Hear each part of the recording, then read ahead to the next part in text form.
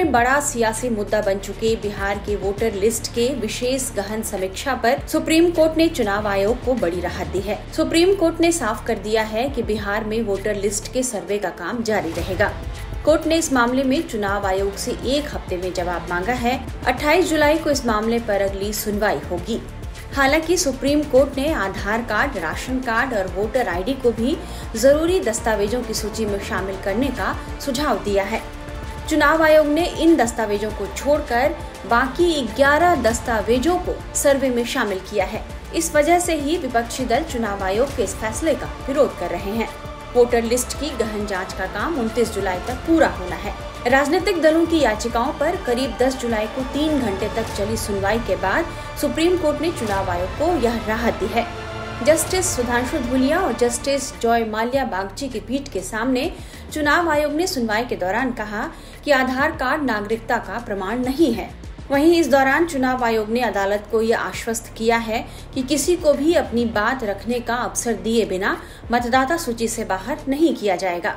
दूसरी तरफ supreme court ने कहा है कि पहली नजर में उसकी राय यही है कि न्याय हित में चुनाव आयोग को बिहार में मतदाता सूचियों के चल रहे विशेष गहन पुनरीक्षण के दौरान आधार, राशन कार्ड और मतदाता पहचान पत्र जैसे दस्तावेजों को भी शामिल करने पर विचार करना चाहिए।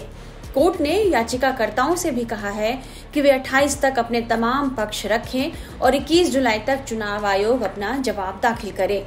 बिहार में मतदाता सूची विशेष गहन पुनरीक्षण विपक्ष के लिए एक बड़ा मुद्दा बना हुआ है।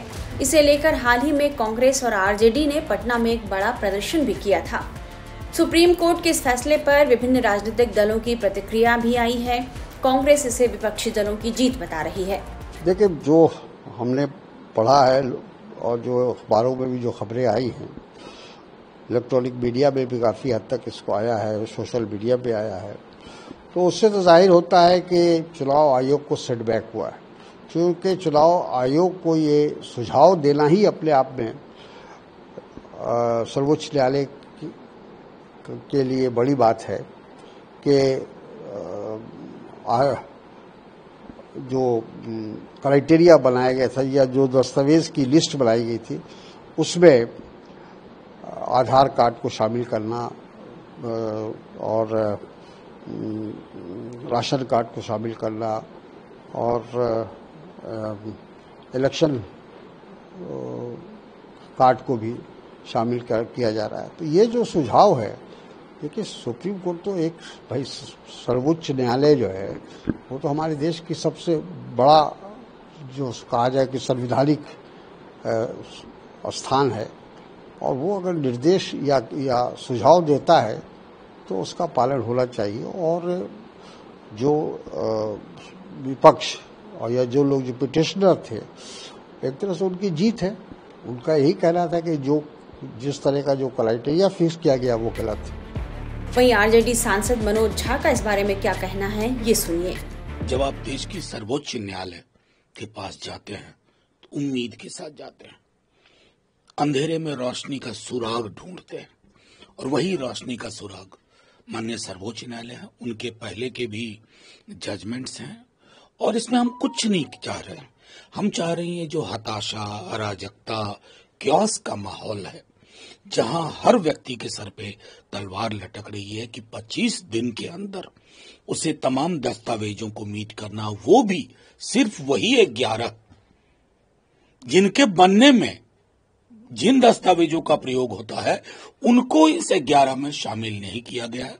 माननीय सर्वोच्च न्यायालय, मैं समझता हूं ये जो एक प्रकार की हठधर्मिता हम देख रहे हैं उसके समक्ष एक नजीर देंगे। लेकिन इस तरह के सवाल तो आप लोग हरदम उठाते हैं जब जब सरकार कोई बड़े फैसले लेती है। ये तो चुनाव आयोग का काम है, चल रहा है। नहीं, मैं आपसे असहमति व्यक्त करके, देश के तमाम पूर्व चुनाव आयुक्तों ने किसी न किसी अखबार में लेख लिखा है, और लेख का मर्म क्या है कि चुनाव आयोग के कुछ डोमेन डिफाइंड हैं। जो आपके डिफाइंड डोमेन में नहीं है वो आपकी मतलब वहां आपकी कार्यशैली अलग होनी चाहिए, विलग होनी चाहिए। और मैं समझता हूं इसी संदर्भ में राष्ट्रीय जनता दल, जब तेजस्वी जी ने प्रेस कॉन्फ्रेंस बार बार किया तो उसी को आधार मान करके और हम दस्तावेजों के साथ माननीय सर्वोच्च न्यायालय के पास पहुंचे। दूसरा सवाल सर ये है कि जो बिहार की राजनीतिक पार्टियों द्वारा मतदाता सूची को लेकर आयोग पर हमले तेज किए गए हैं, इसको लेकर चुनाव आयोग जो है ECI फैक्ट चेक हैशटैग का इस्तेमाल कर रहा है कि क्या इसमें सच्चाई? देखिए, कमाल की चीजें हैं फैक्ट चेक, मिसलीडिंग, और ऐसा हमने चुनाव आयोग का व्यवहार हाल के वर्षों में नहीं देखा था। माफी के साथ कहता हूं, अभी कई प्रोटोकॉल इन्होंने विकसित कर लिए हैं कि अधिकृत वो होगा, अधिकृत वो होगा। ये चुनाव आयोग था, यही चुनाव आयोग, क्योंकि व्यक्ति के आने से आयोग का चरित्र नहीं बदलता। व्यक्ति नए होते हैं आयोग में। आयोग निरंतरता में सुकुमार सेन जी के वक्त से आज तक यही है। दिल्ली विश्वविद्यालय के एक प्रोफेसर के रूप में, एक नागरिक के रूप में मैं ईमेल लिखता था कि मुझे फलाने सवाल पर वक्त चाहिए, और बड़ी आसानी से वक्त मिलता था। चुनाव आयोग अप्रोचेबल हो, एक्सेसिबल हो। चुनाव आयोग आसमान में टंगी हुई कोई एक चीज ना हो कि जमीन के लोग वहां तक पहुंच ही ना पाए। क्योंकि खुद इन्हीं चुनाव आयुक्त ने पदभार ग्रहण करने के बाद कहा था, मेरा कोई भी फैसला बिना पॉलिटिकल पार्टीज के कंसल्टेशन के साथ नहीं होगा। ये ऑन रिकॉर्ड। इतने बड़े फैसले में किसका कंसल्टेशन किया गया? यही 11 दस्तावेज चाहिए। किससे कंसल्टेशन किया गया?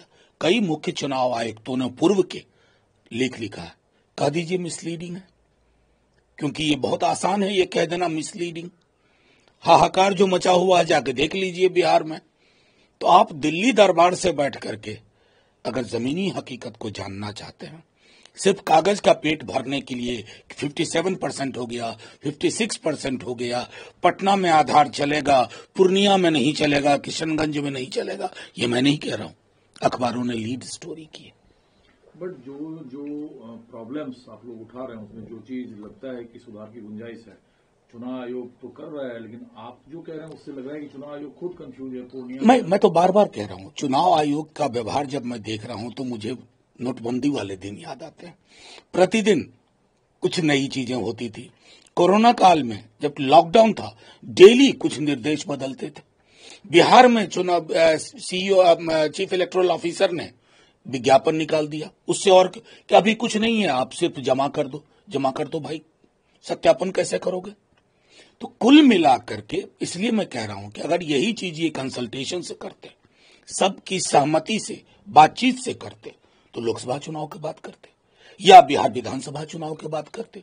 क्योंकि ये पब्लिक डोमेन में है कि जनवरी 25 में ही बिहार के चुनाव को लेकर के आपकी वोटर लिस्ट लगभग फाइनल हो चुकी है। दूसरी तरफ जदयू का मानना है कि सुप्रीम कोर्ट का यह फैसला विपक्ष के लिए झटका है।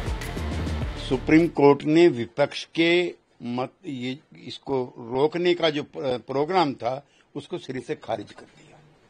लेकिन सम्राट चौधरी इसे भी रहे हैं।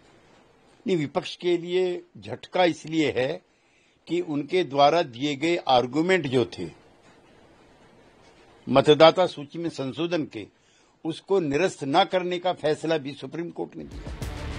सुप्रीम कोर्ट में इस मामले में 10 से अधिक याचिकाएं दायर की गई हैं, जिनमें प्रमुख याचिकाकर्ता गैर सरकारी संगठन एसोसिएशन फॉर डेमोक्रेटिक रिफॉर्म्स है। इसके अलावा आरजेडी, टीएमसी समेत अलग अलग पार्टियों के कई नेताओं ने भी इस संबंध में शीर्ष अदालत का रुख किया है। सभी नेताओं ने बिहार में मतदाता सूची विशेष गहन पुनरीक्षण के चुनाव आयोग के आदेश को चुनौती दी और इसे रद्द करने का निर्देश देने का अनुरोध किया है।